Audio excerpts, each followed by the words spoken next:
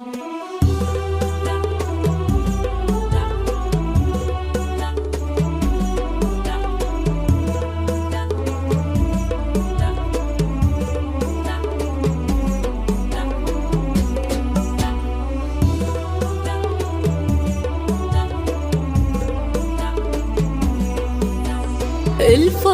يكبر بكل قلب وعين في المعلمة أمل بنت الكرام، ونحتفي بتكريمها بهذا المقام. غالية ومقدارها غالي وثمين، وتستحق تكريمنا وارفع وسام. يا أمل الكرشمي تستاهلين كل شكر وكل عرفان دوام، من بعد جهد وبعد خدمة سنين، لك مسيرة حافلة ومجد ثمين، بالعطاء وبالتفاني كل عام. من بعد جهد وبعد خدمة سنين، لك مسيرة حافلة ومجد ثمين، بالعطاء